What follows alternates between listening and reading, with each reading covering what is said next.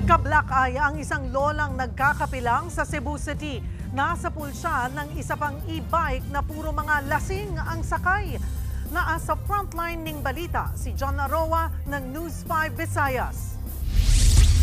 Nakaparada ang e-bike na yan sa gilid ng intersection sa San Nicolas proper, Cebu City. Maya-maya, bigla itong sinalpok ng isa pang e-bike. Tinangkap ang tumakas ng nakabundol pero hinarang sila ng mga residente. Nabangga nila ang isang 83 anyos na lola na nagkakape pala sa loob ng nakaparadang e-bike noong mga oras na yun. Nagka-black eye si lola dahil sa insidente. Tumama yung mukha ko dito. Ang sakit-sakit. Akala ko mamamatay na ako.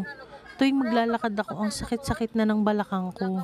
Lumalabas na overloaded at lasing ang mga kabataang sakay ng bumanggang e-bike.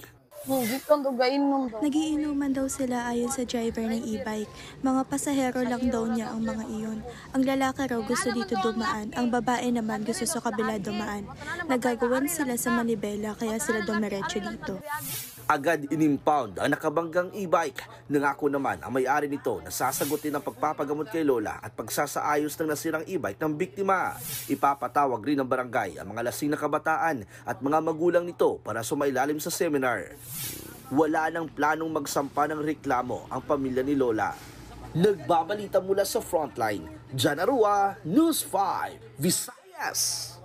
Mga kapatid, Cheryl Cosim po, huwag maging huli at maging una sa lahat sa balitaan.